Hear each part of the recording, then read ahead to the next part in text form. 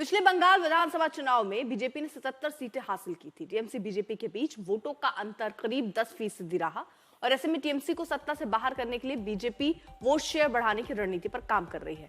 इसी कड़ी में चुनावी साल से पहले गृह मंत्री अमित शाह का बंगाल दौरा हो रहा है, जिसमें पार्टी कोर ग्रुप की बैठक के साथ बीजेपी विधायकों सांसदों में बैठक में फीडबैक लिया जाएगा। साथ ही संघ नेताओं के साथ चुनावी रणनीति पर भी आगे मंथन होगा।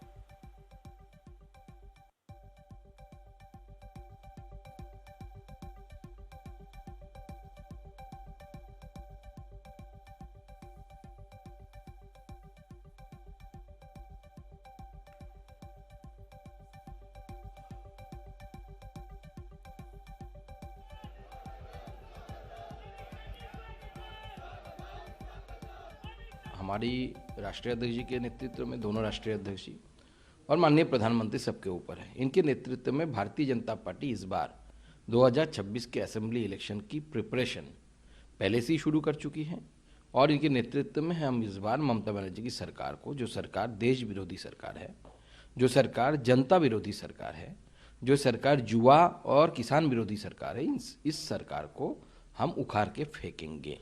जब इलेक्शन आता है तब नरेंद्र मोदी जी, अमित शाह जी, वो पूरा दिल्ली में इधर उधर से जितना जी है वो सब तो भाजपा यहाँ पर भेजते हैं। ये पॉलिटिकल टूरिस्ट है, ये आना जाना रहेगा, लेकिन इसका नीट रिजल्ट 0 होगा क्योंकि बंगाल में भाजपा रिजेक्टेड है। एक तो बंगाल का हक नहीं देता, दूसरा बंगाल को डिप्राइव करता है, तीसरा बंगाली लैंग्वेज को इंसल्ट करता है, चौथा बंगाल को कल्चर को ये लोग इंसल्ट करता है, 5 जो बंगाली स्पीकिंग है उसको बांग्लादेशी बोल के बांग्लादेश में भेज रहे हैं। ये पूरा जो एंटी बंगाल जो एटीट्यूड है उनका, इसका पूरा जवाब, करारा जवाब आने वाला इलेक्शन में बहुत जोर से मिलेगा। अनुपम मिश्र मेरे सहयोगी इस वक्त तमाम जानकारी के साथ जुड़ गए हैं। अनुपम, जाहिर तौर पर बीजेपी के लिए वोट शेयर बढ़ाने की कवायद तो होगी, लेकिन जो पॉलिटिकल टूरिस्ट उन्हें कोट किया जा रहा है, जाहिर तौर पर अब 6 महीने चुनाव के बचे हैं, काफी ज्यादा वक्त है और ऐसे में उससे पहले से ही बीजेपी की तैयारियां शुरू हो गई है। दिखाता और दर्शाता है कि किस कदर वो वोट शेयर जो पिछली बार रह गया था उसको पाटने में लगे हुए हैं। जी बिल्कुल, बीजेपी पूरी तरह से इस बार तैयार है और मैं आपको दिखाता हूं, अभी अमित शाह की यहां पर रैली होने, ये प्रेस कॉन्फ्रेंस होने वाली है। 3 दिवसीय दौरे पर अमित शाह इस वक्त कोलकाता पहुंचे हुए हैं और पूरी तरह से रणनीति तैयार की जाएगी। यहां पर आप देख सकते हैं जो बंगाल में बीजेपी के प्रभारी हैं, मंगल पांडे हैं, संजय मयूख हैं, ये लोग इस वक्त यहाँ पर हैं। तो पूरी तरह से तैयारियां हो चुकी हैं। रणनीति आज तैयार की जाएगी। यहीं पर प्रेस कॉन्फ्रेंस थोड़ी देर में होने वाली है। प्रेस कॉन्फ्रेंस के बाद लगातार मीटिंग है। आज का मुद्दा क्या हो सकता है, किन किन विषयों पर बातचीत हो सकती है? थोड़ा इंतजार करिए, आदरणीय गृह मंत्री जी का प्रेस कॉन्फ्रेंस है, सब कुछ स्पष्ट हो जाएगा। देखिए, मुख्य तौर पर रणनीति तैयार करने की बात है और विभिन्न जो स्टेट लीडर्स हैं, जो बड़े लीडर्स हैं, जो कार्यकर्ता हैं, उनसे सबसे मुलाकात है ये 2 से 3 दिनों के भीतर में अमित शाह की। आज सारा दिन बैठक है, बैठकों में रणनीति तय की जाएगी। खासतौर पर आगामी चुनाव में किस दिशा में बीजेपी आगे जाएगी, कौन कौन से सीट्स हैं जो बहुत महत्वपूर्ण हैं, जहां पर जो संख्या बहुत, मार्जिन बहुत कम था, उन पर कैसे जीत हासिल की जा सकती है। तो ये सब बातें आज की रणनीति में तय की जाएंगी और ये काफी महत्वपूर्ण है, अहम है बीजेपी के लिए, क्योंकि बीजेपी इस पूरा जोर लगाने की कोशिश कर रही है। जी ठीक है, बहुत बहुत शुक्रिया आपका तमाम जानकारी के लिए। तो पश्चिम बंगाल के चुनाव में घुसपैठ का मुद्दा हर बार उठता है, लेकिन इस बार एसआईआर के चलते इस पर घमासान बढ़ा हुआ है। एक दिन पहले असम दौरे पर पहुंचे अमित शाह ने घुसपैठ के मुद्दे पर कांग्रेस पर प्रहार किया। माना जा रहा है कि पश्चिम बंगाल में उनका यह हमला ममता बनर्जी और टीएमसी पर होगा। कांग्रेस पार्टी सालों तक इनको आगे बढ़ाते रही। बात तो असम की संस्कृति की, परंतु 1983 में आईएमडीटी एक्ट लाकर उन्होंने घुसपैठिए को यहां बसने का कानूनी रास्ता बनाया। मैं आज श्रीमद शंकर देव जी की भूमि पर कहना चाहता हूं, भारतीय जनता पार्टी का संकल्प है न केवल आसाम, पूरे देश से चुन चुन कर हम घुसपैठिए को निकालने का काम करेंगे, चुन चुन कर। और भाइयों बहनों, असम की संस्कृति एक घुसपैठियों के प्रभाव में दबती जाती थी।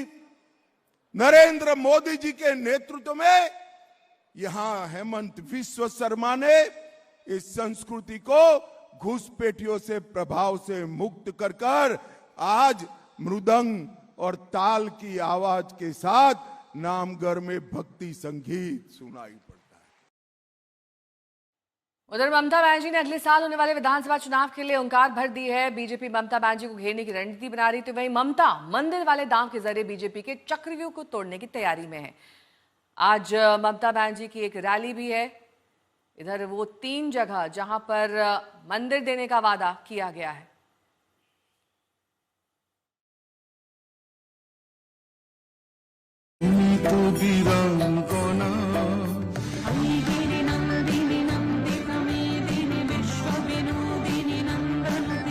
जय मां दुर्गा, सर्वधर्म जिंदाबाद।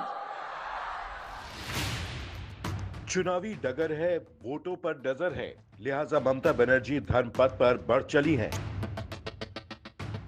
पश्चिम बंगाल में विधानसभा चुनाव से पहले जय जगन्नाथ, जय दुर्गा, जय महाकाल का जय घोष कर रही हैं। पहले ममता बनर्जी ने दीघा में 30,000 वर्ग मीटर में फैले भगवान जगन्नाथ के भव्य मंदिर का लोकार्पण किया। एक दिन पहले कोलकाता में भव्य दुर्गा आंगन की नींव रखी और इसी मौके पर सिलीगुड़ी में महाकाल मंदिर के निर्माण का ऐलान कर दिया। World is one and that is our ideology, that is our theory. We love all the caste, all the creed, all the community, all the religions and all the human beings, and our ideology is humanity. There is no alternative of humanity. दरअसल ममता बनर्जी के मंदिर वाले दांव के पीछे पश्चिम बंगाल में वोटों वाली गणित की पूरी रणनीति है। दरअसल बंगाल में करीब 30% मुस्लिम वोटर हैं। साल 2011 से हुए हर चुनाव में मुस्लिम वोटर टीएमसी के साथ हैं।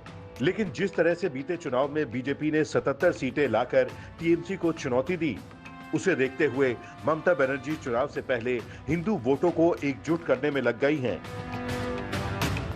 हालांकि ममता बखूबी जानती है कि उनका कोर वोट बैंक क्या है, लिहाजा मंदिर वाला दांव भी ममता बेहद सतर्क होकर चल रही हैं। यही वजह है कि हर रैली, हर सभा में वो खुद को सेक्युलर नेता बता रही हैं। আর একটা সুখবর দিই, জানুয়ারি মাসের সেকেন্ড উইক নর্থ বেঙ্গল থেকে আমি দেখতে পাচ্ছি সঞ্জয় টিবরেওয়াল এবং দুগাড়ের সহ অনেকে এসছেন। মহাকাল মন্দিরের শিলান্যাস হবে, জমি কিন্তু আমি দেখে নিয়েছি, রেডি করে দিয়েছি, পুজোর দিনও আমি মনে মনে ঠিক করে নিয়েছি। ট্রাস্টের একটা মিটিং করে বাদ বাকিটা আপনাদের কাজটা করতে হবে, যেটা হচ্ছে আর্কিটেকচারটা। उधर बंगाल के चुनावी रण में बीजेपी इस बार बदलाव का जोर लगा रही है और मंदिर वाले दांव पर ममता बनर्जी को आड़े हाथ ले रही है। যেখানে করছেন সেটা শিল্পের জায়গা, শিল্প তাড়িয়ে সব করছেন এবং সেখানে টেন্ডারও হয়নি, ওয়ার্ক অর্ডারও নেই। এটা একটা ভুয়া। মমতা ব্যানার্জিকে সবাই চোর বলতো, আজ থেকে ওনার নাম হলো ভুয়া মুখ্যমন্ত্রী। ভুয়া ভুয়া। धर्म वाली जंग पहले भी पश्चिम बंगाल की चुनावी राजनीति का हिस्सा रही है। बीते चुनाव में जय श्री राम के नारे पर संग्राम छिड़ा, अब लड़ाई और आगे बढ़ गई है। ममता बनर्जी के हिंदू कार्ड पर अब जबरदस्त सियासी तनातनी है। कोलकाता से इंद्रजीत कुंडू के साथ आज तक ब्यूरो।